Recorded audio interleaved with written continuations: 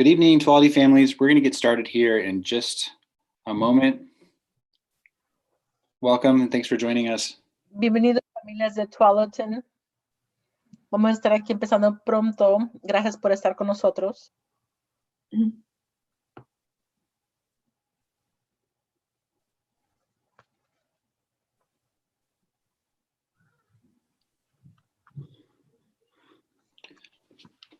Okay, well, good evening, Twality families. Thank you so much for joining us tonight. I am here with my Associate Principal, Gwen Stover. Good evening. Our meeting. Buenas tardes a todos. Go ahead, Leticia. Sorry. Estamos aquí con la. That's fine. Estamos aquí con la subdirectora y estamos aquí esta noche con ustedes. Gracias por participar. So our meeting is going to begin shortly. So a couple of things to note. We do encourage you to use the Q&A feature tonight. We ask that you begin to populate the Q&A towards the end of the presentation. We're going to be providing a lot of information tonight. At the end, we will do our best to compile the responses for any information we do not share this evening. Y les pedimos que por favor empiecen a popular las preguntas y respuestas. Esta noche, casi al final de la presentación, tenemos mucha información que compartir con ustedes, pero por favor empiecen a hacer eso. Y también al final de la plática esperemos juntar todas estas respuestas y ojalá compartir información que no hemos compartido todavía. Right. And Leticia is here as our interpreter. And so if you do need interpretation tonight, please click on the interpretation button that looks like the arrow pointed to that symbol there. Y tenemos interpretación esta noche, entonces si usted ocupa interpretación y Leticia está aquí para eso, la flechita, el globito, tóquelo y elija español y ahí puede escuchar la plática en español simultáneamente. Okay, thank you. Next slide, please. So once again, we just want to thank you so much for joining us tonight to talk about our reopening of Twality Middle School for fourth quarter. We are very, very excited to host you tonight and to begin the process of bringing our students back to our beautiful new building that is open, and I'm standing in my office right now. And I'm also here with Gwen Stover, my associate principal. And we're going to walk you through sort of a day in the life of what a hybrid school will look like and kind of walk you through the decision-making process and how you'd go about selecting your choice for either staying in distance learning or joining us in the hybrid option. Next slide, please. So as I mentioned, we are standing in our new building. And so I wanted to start off with just posting some new pictures. Our library's set up. We've been working out of the commons with our limited in-person instruction. We have our spaces set up, furniture set up, and our teachers are starting the process of getting ready to welcome students. So we couldn't be more thrilled with how it turned out. It's really, really beautiful, and we can't wait for kids to see it. So our goals for tonight is to provide clarity about schooling options so that families can really make an educated decision and really knowing what school will look like in a hybrid model. We're also going to share timelines for making selections, and Ms. Stover at the end will kind of walk through the how of signing up for whatever option your family chooses. Next slide, please. I also just wanted to say that our website has a lot of information about Ready School Safe Learners from Oregon, state of Oregon, as well as COVID-19 information. And our operational blueprint, which is a pretty meaty document, but it has a lot of the safety, health and safety protocols that we will be using as we begin to reopen school to our students. Next slide, please. So there's a couple options that the families will have to choose from as we start school in person on April 19th. For hybrid instruction, that means that students will be on campus 2 days a week during their core instructional days. So if a student is placed in a cohort, then their in-school days will be Monday and Thursday. The school day will begin at 8:35 and it will end at 2:15 with dismissal happening between 2:15 and 2:30. And then our B cohorts will join us on Tuesday and Friday. And then 2 days a week when students aren't on site, they will be taking their elective classes, their PE classes, their reading classes, or doing independent study or their asynchronous instruction. And then Wednesday will continue to be a community check-in that will happen online. And those students who remain in comprehensive distance learning will have a really similar experience to what they've experienced throughout the school year. All classes will continue virtually throughout the remainder of the year. Next slide, please. So this is a Bell schedule sample. We will be sharing this slide deck tomorrow. So I will send out this information as well as the video to families. So you don't need to feel like you need to internalize this schedule this evening. But I just wanted to share an example of how a day will look for a 6th, 7th, and 8th grade student. We will be offering 3 different lunches, which I will talk about. And you'll kind of see that students will arrive from 8:35 to 9 o'clock. They will go through their core instructional day. They will have a lunch period, and then they will be dismissed from their core class at 2:15 on the days that they are in person. During their elective days, if you look at the column to the far right, that will be the elective and the comprehensive distance learning schedule for students who remain in comprehensive distance learning. So next slide, please. So we wanted to anticipate some of the questions that we know are going to come up with the schedule. So first, what if my student is in advanced math? What options do I have? What if my student has an IEP? And what if my student receives English language learner services? So students with any of these learning profiles can choose 100% online or hybrid and still access their education and their courses. And please note that advanced math, reading, and ELL classes will continue to be online. So what that means for advanced math classes, because students are populated into those classes across the 3 middle schools, is students will continue to access those online. But if they're in hybrid and they're in person with us, that means that they will log into those classes on their iPad from on-site at Twality. Next slide, please.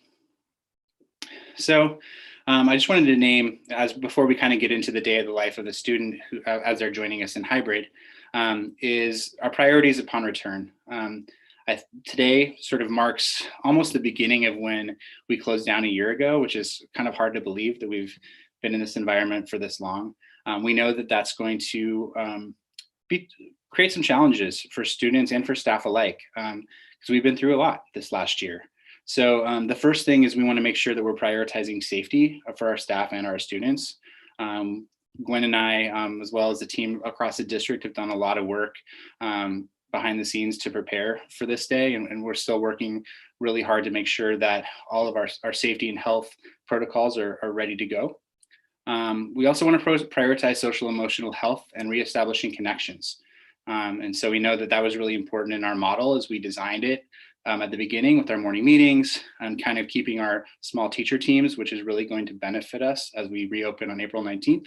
But we just want to make sure that kids feel socially, emotionally connected to us, as well as using those relationships that they've built to leverage academic content.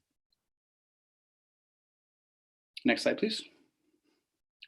So there's a video here that we're not going to show tonight. We're in the process of creating our own middle school video, which we will share. This is from the elementary schools, and they use their mascots to walk through kind of the health and safety things that people need to know, how school is going to look once they arrive for hybrid instruction. And so we'll share this slide deck with families so you can kind of get a preview of the elementary version of what we will share with you. But essentially, the biggest thing is we need to partner with families to make sure that we're screening students for symptoms of COVID-19 before sending them or bringing them to school. So there'll be a safety kind of health check that we're going to ask people to monitor for fever, for cough, for sore throat, nausea, lethargy, or loss of taste and smell, the common primary symptoms of COVID-19 before they're sent to school that day. Next slide, please. Oh, see, you don't need to watch the video. There we go. Then on the bus, so once the screening check has been done and we feel like it's safe for students or healthy to come to school that day, students who are on the bus will board the bus from the back to the front, which for middle school kids is going to feel a little different because there's always the cool spot on the bus. So this will be a little different. So they're going to board in order of when they're picked up from the back to the front of the bus. So masks are required at all times while on the bus. And then one student to a seat. So there'll be approximately 20 students per bus. And as buses arrive, students will get off the bus from the front to the back, one student at a time. And we know that there are students joining us who live in the same household. So if that's the case, you can bring a note so those students are allowed to sit together on the bus. Next slide, please. Once students arrive at school, again, buses will unload from the front to the back, one student at a time. And masks are required in all spaces on campus. Buses will unload only in unloading zones. So we have around 20 buses at Twality. We're going to be releasing those in waves so we can monitor the social distancing of students. And then students will follow their assigned route to their first class of the day. So we're going to have 4 different entrances at Twality for the hallway that students will be spending their time in their core instruction. And they will know, those will be color coded and students will kind of know their color and adults will be there to direct students where they need to go. Upon entrance, all students will receive a visual health screening. And again, students from the same household may share a seat on the bus just with a note from a parent or guardian. Next slide, please. So this is kind of a map that's a little bit hard to see, but a lot of what kids are going to get used to is not only these new procedures, but also a new building. And we know that that's going to pose some difficulties, but it's also really, really exciting. So we'll share as much as possible in the coming weeks exactly what this is going to look like for each cohort. But as you can kind of see, students are going to enter and exit the building through a predefined route. And so on that first day, we're going to have adults there as buses are arriving or as students are walking or biking to school or getting dropped off, letting them know which entrance they're going to take and which color coded entrance they're going to go into. And then there'll be adults to sort of make sure that they know where to go as they head towards that classroom for the day. Next slide, please. Then during class, students' desks will be seated 6 feet apart. According to the guidance, each student needs 35 square feet. We do have plexiglass dividers. They'll be provided for classrooms. One of the big differences is students will have individual, not shared supplies. And we will provide a list of supplies that students will need. Teachers will be the ones moving classrooms, but students will not.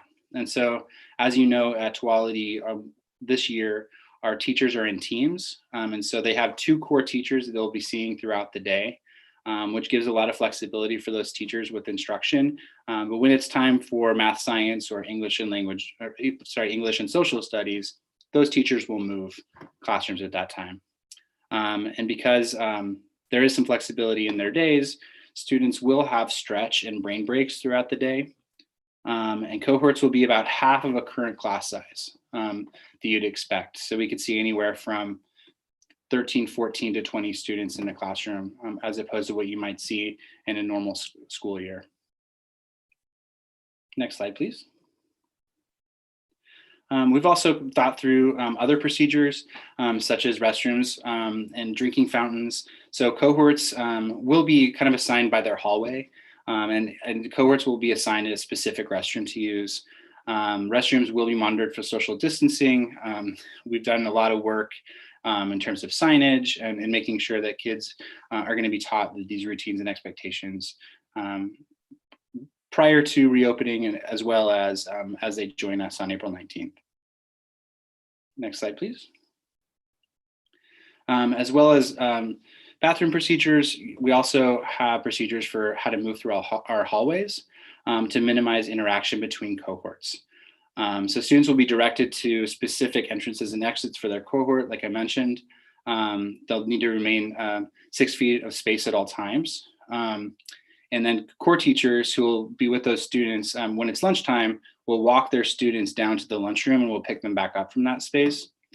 And then if a hallway use is needed, students will be asked to stay to the right, and we're going to have signage set up as reminders for students to keep their distance as we're trying to keep cohorts together. Next slide, please. At lunch, like I mentioned, so a student will have class in the morning, maybe it's English and social studies or math and science, and that teacher will walk students down using a specified route to 4 different lunch locations on campus. And at the end of lunch, that teacher will come back and pick up those students. All 4 locations will have supervision, and we have created some alternative outdoor locations. So if it's a beautiful day like it is today, those supervisors can take students outside to a different location to eat lunch when it's nice.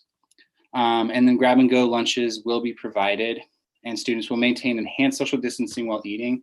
So the space that will be provided while they eat lunch is going to be greater than what they might experience in the classroom setting. All right, next slide, please. At the end of the day, they're going to go back to their class. They'll be with their other teacher and students in the afternoon. And students will be dismissed in waves, sort of like in the morning where we release a certain number of buses. The same thing will be true in the afternoon. So it's going to be about 15 minutes to release students. And the way it's going to work is if students are riding a bus, we have a Google Sheet that will project their bus number that teachers will be presenting to their classes. And that's when they know that it's time they're released to go catch their bus that day. And then we'll release walkers and cyclists, as well as students who are being picked up by parents. And that's just to maintain social distancing. We know that it's going to be new to us. It's kind of experiencing parent pickup and buses. So we do have an area to stage some students as they wait for parents in our common area. And then again, teachers are going to project that bus arrival so students know when to go. And then teachers will be provided a list of what bus students are on so they can kind of monitor and make sure that we're keeping the spacing we need to keep. Next slide, please.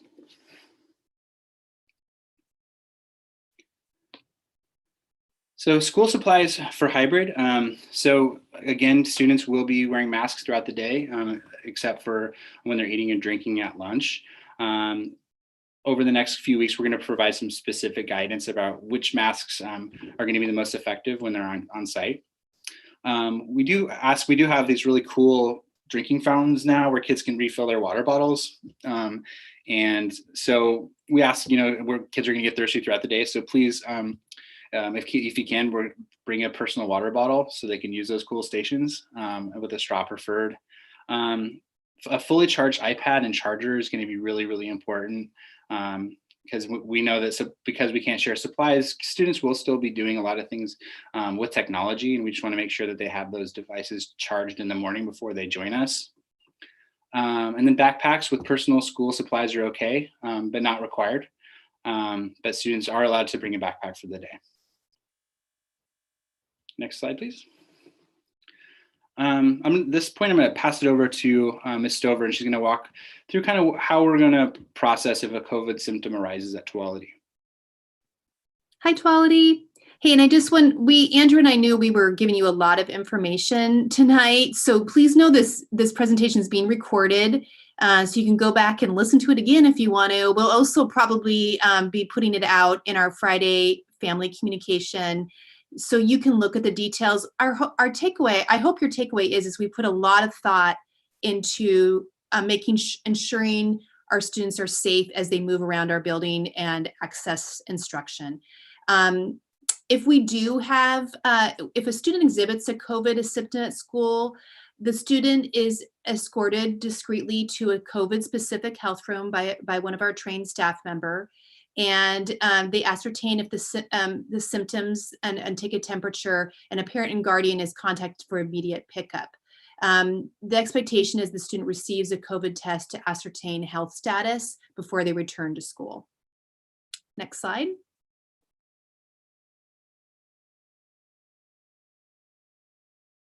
If the test is negative, the student may return to hybrid learning after 48 hours of going home from school. If a test is positive, the student will go through a quarantine for at least 10 days without symptoms or have a test that indicates they're COVID-free. And members of the student's cohort, classroom, and if applicable, a bus are notified that a COVID positive test occurred in their cohort and transition immediately to distance learning for 10 days. And please know that our district is being very intentional about ensuring that timely communication does occur for families if a COVID case does happen at Twality. Next slide. So now we're going to kind of transition here and walk you through the process of making a selection for fourth quarter. Your options are to continue with 100% online instruction or opt into hybrid instruction. If you recall, we've asked you to make this choice before. This time you can revisit your choice. If you're hybrid right now, you could revisit and go into online instruction. If you're in online instruction, you can leap over to hybrid. That's going to be your personal decision to make. So just so you know, your student selection is a commitment for the remainder of the school year. We cannot accommodate mid-quarter transitions. So we'll be opening the window for your selection, basically, right, Mr. Curl, it opens this evening. So you can get on to Parent View to make your choice tonight. The window will close March 19th. But once that choice is made, and we want to make sure everyone gets the chance to choose, it sticks for the fourth quarter. Something else to know is we will seek to maintain consistency in schedules for families, but in order to fulfill safety guidelines for reopening schools, there may be schedule adjustments that result in a change of teachers or in a change in meeting days. So there's a possibility if you're in the Monday, Thursday cohort and you want to stay in hybrid and we would like you to keep your same teachers, we may move you over to the Tuesday, Friday cohort. Class rosters will change based on student choice, and we cannot accommodate requests to schedule with requested peers. And just wanted to reiterate again, a student's IEP goals can be fulfilled in either 100% online or hybrid formats. We're very dedicated for both student groups to have a positive experience with their choice. Next slide. So I mentioned just a moment ago that we have a selection window that's open now. Families are invited now, March 11th through Friday, March 19th, to go into Parent View and indicate your student's choice, 100% online or hybrid. If you need help making a selection, you can always call the Twality main office, 503-431-5200. Next slide.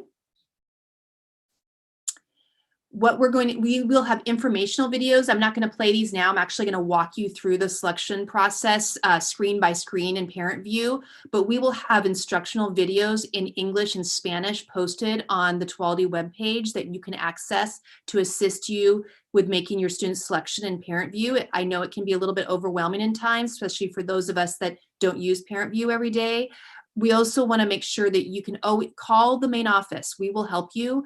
Actually, we're going to be actively reaching out to families to assist them with their choice because we want everyone to get their questions answered and feel good about what's going to happen fourth quarter. So there's numerous ways for you to get help for the selection process. Next slide.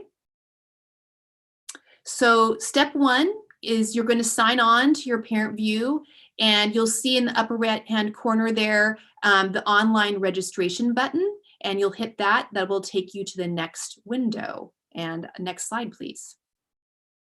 Step two is you will go down to a shaded window that says online packet, and you're going to want to choose 2020, 21 hybrid, or 100% online, and then hit the begin now button to begin a new registration. Next slide.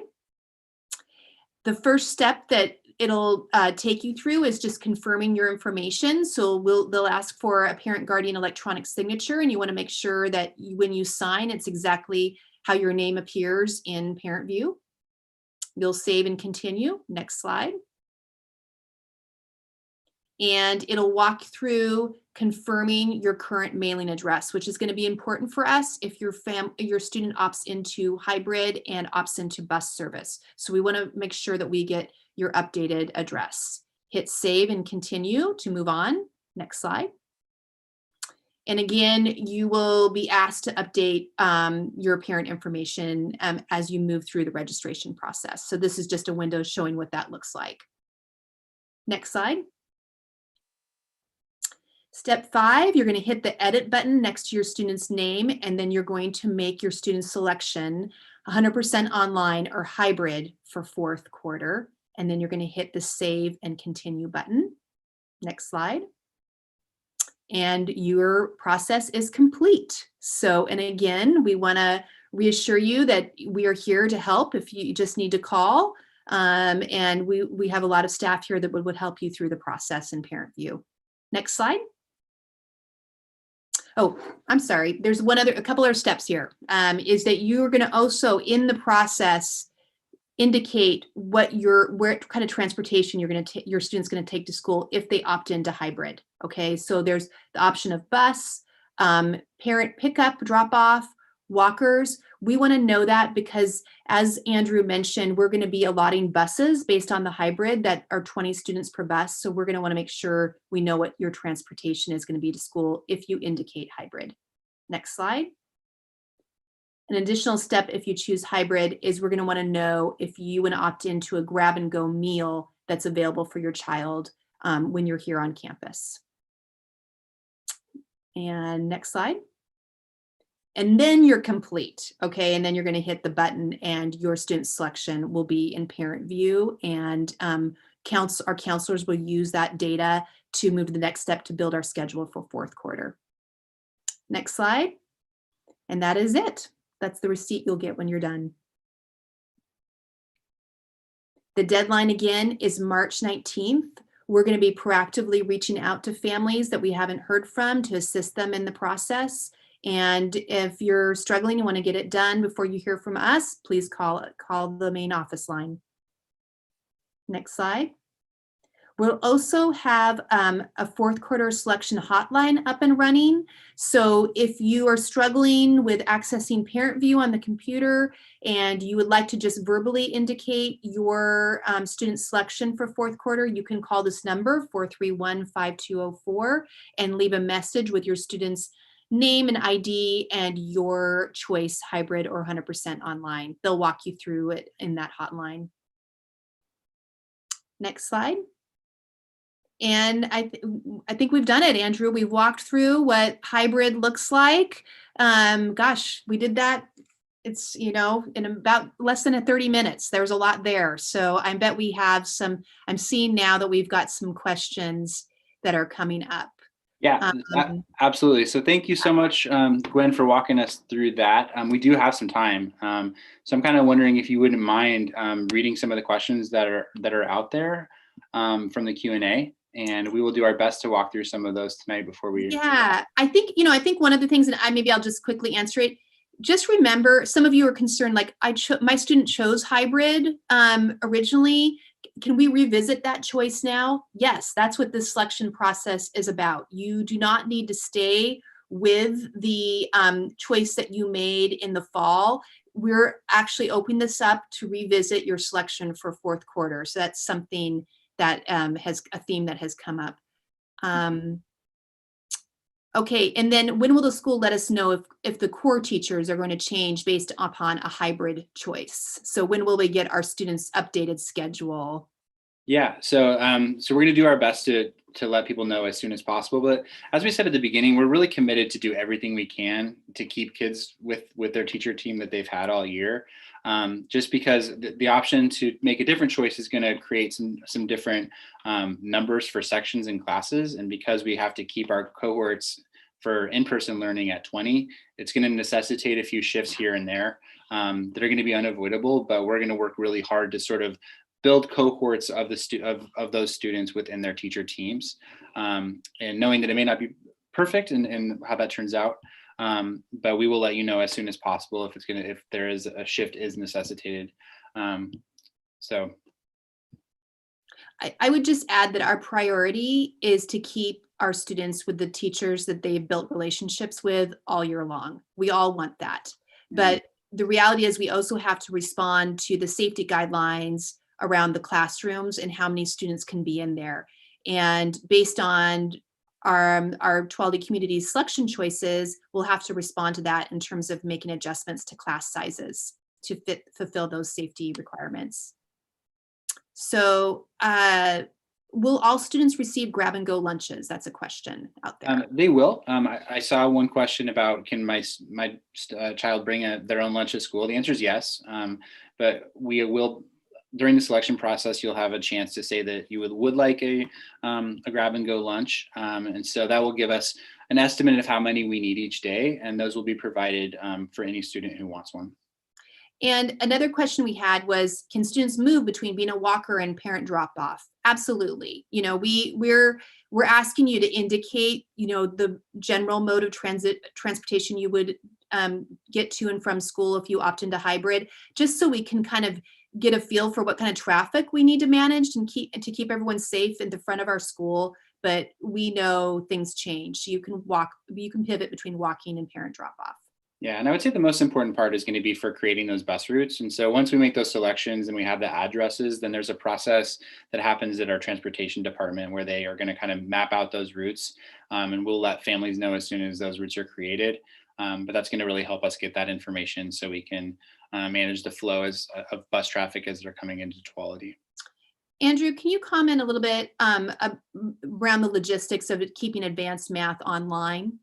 Yeah, so our advanced math teachers are across the 3 middle schools. And so what will happen is students will continue regardless of whether they're at home and want to stay in a math class, that same math class with that same teacher, or whether they decide to come in for hybrid. If they're a hybrid student, they're going to experience the rest of their classes as they normally would with their teachers. And during that math block, they will be doing math just the same way they have been in comprehensive distance learning. So they'll log in with their iPads. We'll provide headphones for students, and so they can log in and get that same math support from that same instructor. Andrew, can you comment on the cleaning schedule for our cohorts, you know, and how we can, you know, I know we've talked to our janitors about how when students come in every morning, they know that their school has been sanitized and clean. Mm-hmm. Yeah, so we have these really cool, almost like Ghostbuster backpacks that are these sanitizing machines. So as students come in, we have stations for hand sanitation. As we mentioned, students will be wearing masks throughout the school day. We also have processes to clean touch points and have a classroom set up, you know, with the dividers and with 6 feet social distancing, and a routine for cleaning each of the spaces each night, and then a very deep clean on Wednesdays during those planning days for teachers. Okay, I just wanted to comment, there's a couple, if your students, we have some cohorts that have been 100% virtual from the get-go with identified teachers that are 100% virtual. Those teachers are going to stay the same. Correct. Okay, if you have Mr. Bennett in 6th grade right now, that he is teaching the 100% virtual cohort, he will remain in the 100% virtual cohort. So that's something I wanted to kind of reassure people about. I also say, this is, you know, one thing that came up, like, I have 2 siblings at Twality. You know, what if will one sibling move to the B cohort, Mr. Curl, while my other sibling stays in the A cohort? Is, you know, there's that. We know that we don't want to do that to families. We know that that's going to be a priority to keep siblings together, and we're going to do everything we possibly can to make sure that that happens. Will core teachers change if my daughter moves from hybrid to CDL?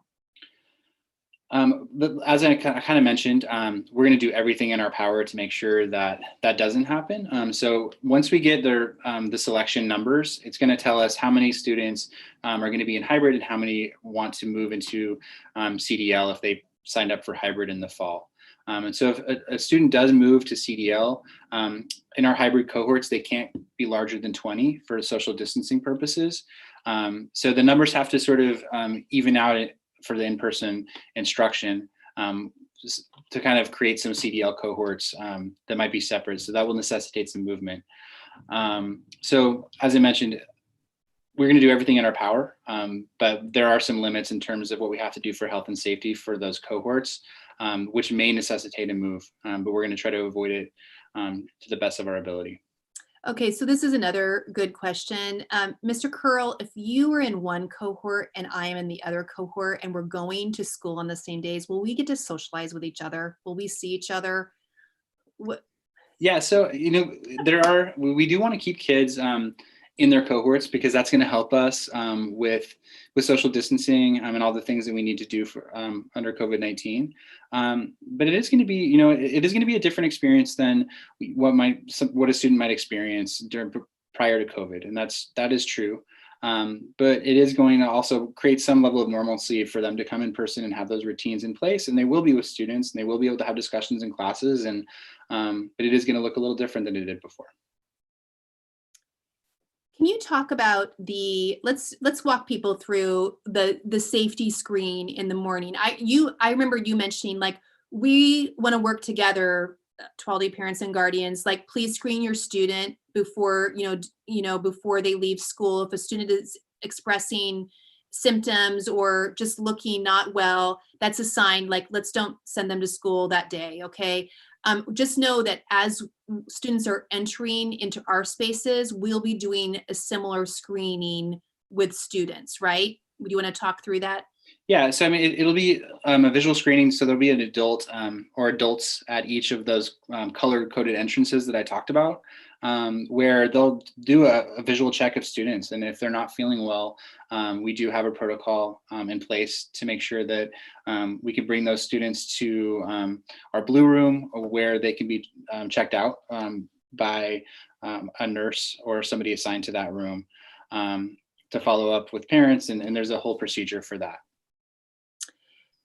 What kind of, you mentioned brain breaks and movement, Andrew, like, and so there's been a couple of questions about, like, it's a long day, like, where, like, so what talk to people about our plans for creating variety and break?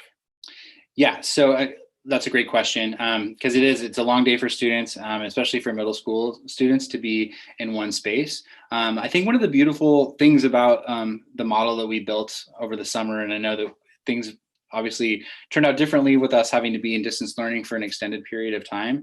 But the nice thing is that when kids are on campus, they have just that 2-person teacher team. And so that English and social studies team will be together with some students for an extended period of time.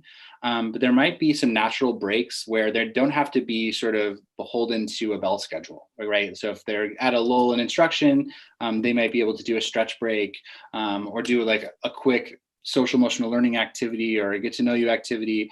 On nice days, there's going to be places where they can maybe walk their students outside to do some stretching, get a drink of water, things like that throughout their time with those students. And so unlike a normal day where we might go through 7 periods and there's bells ringing, kids are running from place to place, the teacher will be able to sort of monitor the class and know, okay, it's time for us we've done a lot of learning here. Let's stretch and take a break from learning. And so I think that flexibility is going to be really helpful. We have these awesome lockers. I don't know if people have seen them in the hallways, and a couple of people asked about them. We will not be using lockers during hybrid learning, right? Because we want to reduce the amount of points of contact, et cetera. We're going to be creating really intentional pathways for students to get to their designated classrooms in a socially distanced way, not pausing and clumping in the halls. So there was that. And, this has come up. If a student forgets their mask, okay, we will have, we want them to come to school. This, again, we're talking specifically hybrid here. I don't want to ignore our online folks, but, hybrid is a big change for us. We will have masks here if your student forgets their mask. The bus drivers will have masks on the bus. If at the bus stop they encounter a student, we forget, sometimes we will support your student to make sure that they are staying safe. Mm-hmm. And then, there's been some questions about the bus schedules, like when will we find them out? I think basically our first wave here, everybody, is to make your choice. Think about what we've shared this evening. Use this, talk to your family, talk to your student, think about the implications and make your choice. As we move forward, we will start, if you've indicated, a bus, that you're taking the bus. We will start, there'll be second and third waves of communication as we get closer to April 19th. That's the first day of hybrid learning, where you will find out more about transportation and how that will work for your student. Just one other question that came up. You know, Andrew, we talked about a student maybe is not feeling well, you know, that happens, right? You know, it doesn't mean they have COVID. We're asking them to stay home for 48 hours during that time for monitoring. How will they access their school during that time? Yeah, so that's a great question. If it's just like a day or so, like a normal day where a kid might not be feeling well, they just stay home and they would have the asynchronous instruction that will still happen, the asynchronous stuff through Canvas, and they'll be able to reach out to their teachers. If a student does have COVID-19 or they do need to quarantine for a certain amount of time, we will be working with counselors to make some schedule. So what's going to kind of happen, and this is kind of hard to explain without almost a visual in some ways, but a teacher might have 80 students or so. And as they go through the selection process, let's say 25% of those students who are in hybrid decide, I want to be in comprehensive distance learning at this point. So what our counselors will be doing is creating maybe 3 hybrid cohorts for those teachers, and then one of them will be a comprehensive distance learning. So what will happen is if a student does need to quarantine for extended periods of time, for that 10 days, we will move that student's schedule to go so they can access their core instruction during the distance learning time of that teacher, if that makes sense. In the new building, how's the ventilation? We are very fortunate at Twality because we do have a brand new building and a brand new HVAC system.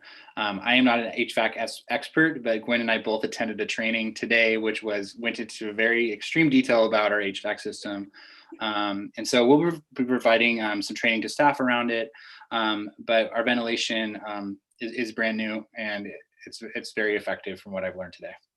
And just a reminder, you guys, as you're thinking about your selection, I noticed there was a question about PE. Remember, your students' PE elective classes will remain online for the remainder of the year. Choir, it's a bummer. We all want it to come back, but right now, to keep things safe, is the performing arts and your PE classes will remain online through the rest of the year. I saw a question about, should a student change clothes before class to get ready for PE? I'm kind of channeling Mr. Devoy here. He probably wants you to dress down and for your online class and get that workout in, not do it in flip-flops, but it won't be here at school. Like, hybrid learning is only going to be the core classes.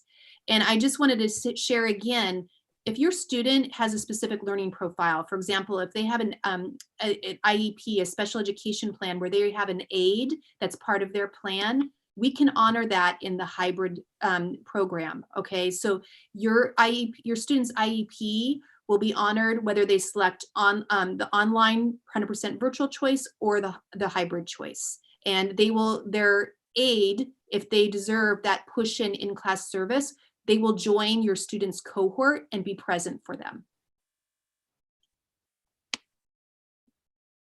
Gwen, we do have a couple minutes to go if there's some other questions that you saw pop up. Yeah, I'm still kind of like scrolling through here. And just so folks know, we're looking at the Q&A for the questions. Yeah, I think one of the sweet things I saw here, Andrea, is like, where will students know how to go? Where will they? It's new, all new. Our school's new. Our 6th graders are new to us. Like, where is everything? Like, why don't you talk a little bit about like how we're gonna, it's not. We talked a lot about safety around COVID, but I'll just, as a parent myself, all our students, our little people, have been in isolation for a long time. It's just going to be weird to be back with people again. It might raise some anxieties. Maybe talk a little bit about how we're going to attend to those feelings for all of us. Yeah, no, it's true. It's going to be a big transition for all of us, just to be back to something that resembles a little bit more normalcy in terms of coming to school each day or showing up. So, and we have this new building, and so that's going to add a little wrinkle for us at Twality. So we're going to be providing a lot of information to students in their Wednesday classes between now and April 19th. We're going to dedicate a lot of time to kind of front loading some information for students so they kind of know what to expect and where to go based off their schedule for hybrid. We will also have a lot of adults on hand on that first day. So as students are arriving, we're going to be jumping onto the buses. We're going to announcements and make sure that students know exactly where their entrance is, and we'll have a lot of people along the way to make sure that they know where to go. And then we have a lot of work behind the scenes, kind of doing some real teaching about expectations, as well as doing some check-ins. Like as Gwen mentioned, this is going to be new for kids. And so we want to attend to that. And we want to make sure that they're going to continue to build relationships. And we worked on that, I know, in distance learning, but it's going to be almost doing that again as they come to us in person. And so we're going to make sure that we carve the time to make sure that happens.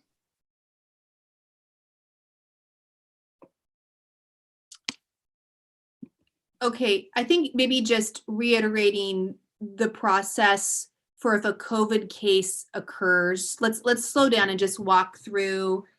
Again, I feel like our district is being very intentional about having immediate communication to families if a COVID case occurs at our school, with also respecting the privacy of our students and making sure that everyone stays safe. So if a COVID positive case occurs in a cohort, Andrew, just walk us through what happens for that student and what happens for other members of our community. Yeah, so this can obviously happen in some different ways, and each situation will have some level of uniqueness to it. Yeah. So I will say that.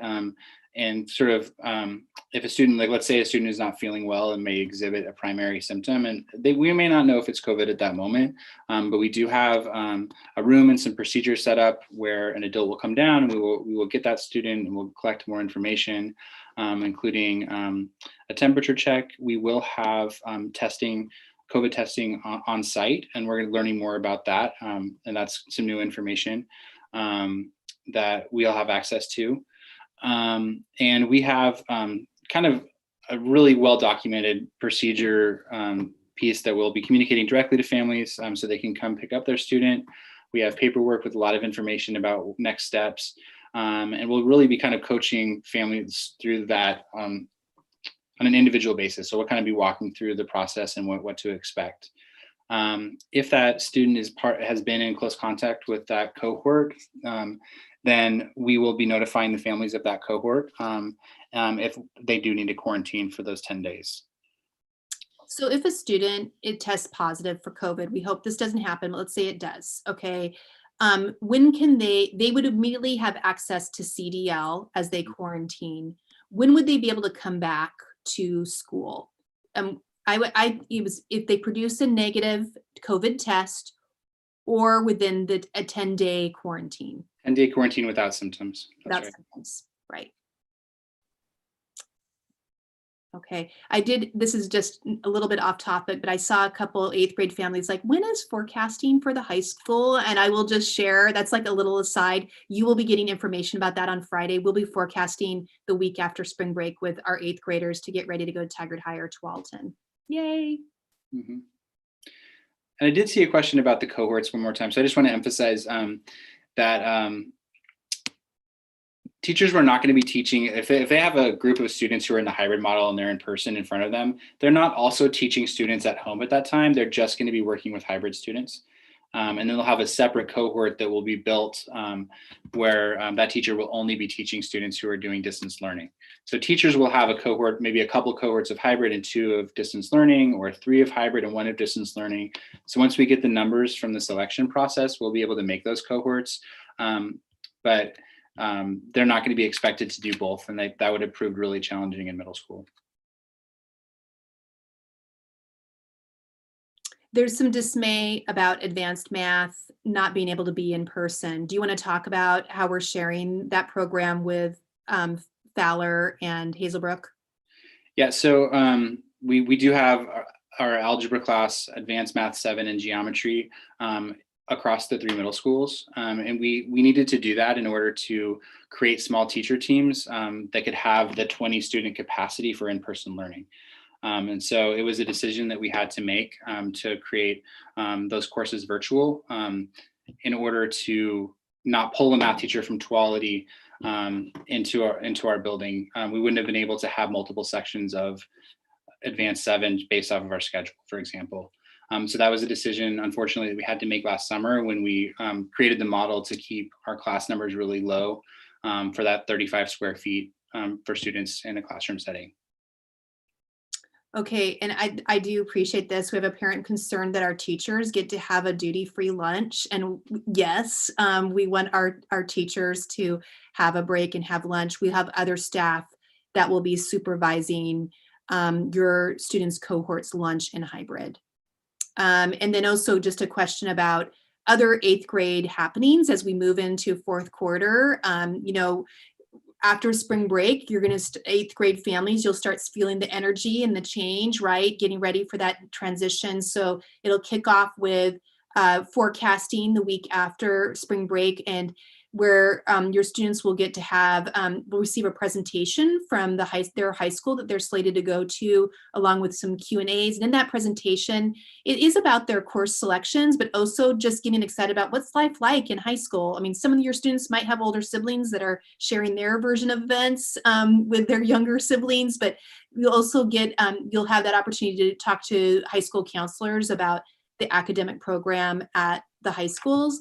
And of course, we want to start thinking about how we, you know, get to say farewell to this class. This class has been through a lot, and I'm hoping that through our site council and our PSO, we can brainstorm ways that we can celebrate this group that's gone through some pretty historical times here, unprecedented.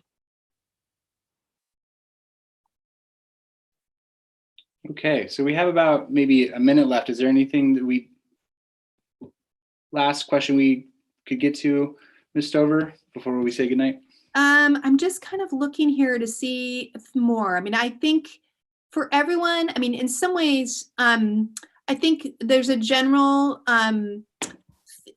theme about, you know, I think I can relate to this as a fellow parent, like, you know, your stability and consistency for students in the making their choice. And I think I'd say is like, every student's going to need something different. I would encourage you to sit down with your student, have this conversation about the pros and cons of making this transition, knowing what it is, right? We're not returning, it is going to be different. It's not going to be school like we typically saw it last year. We are still in a place where we want to keep everyone safe, but you know, maybe your student would thrive with the structure of hybrid and having some contact with peers, okay? And that might be a reason to shift to hybrid. So I would really, every family, encourage you to write a pro and cons list around your selection in terms of like what's best for your student. And also remember, we're talking about 1 quarter. We're talking about 4th quarter. It's not a permanent decision. This is a finite period of time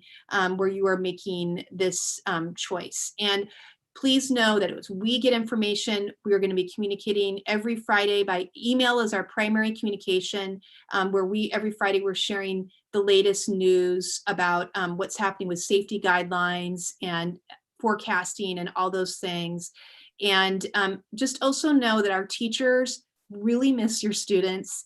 And regardless if they're CDL or if they are hybrid, they are wanting to have work. They're working really hard to make sure that your students have a positive end of the school year. So I just feel like we've been thrust in this situation together. It's nothing we asked for, but I think I see around me and our staff a lot of commitment to do the best we can to create positive experiences for your students. Yeah, thank you, Gwen, and thank you, families, for joining us tonight. I think I can just echo what Ms. Stover shared. Our teachers miss your students, and frankly, we do too. I really, we've had some students that have been on site for a limited in-person program, and I can just say that it's really filled my cup just to see kids again. And so we're really looking forward to welcoming you back, and we also want to make sure that you make a choice that is right for your family. And remember, we're going to post this video and the steps to make the selection on Parent View. The deadline's March 19th. If it gets confusing, if you feel overwhelmed, call us. We will help you. We also want to just make sure we have Spanish speaking staff as well that can assist you in the process. That's right. And so at the end of this meeting, we will share out the slides for tonight. We'll share out the video for tonight.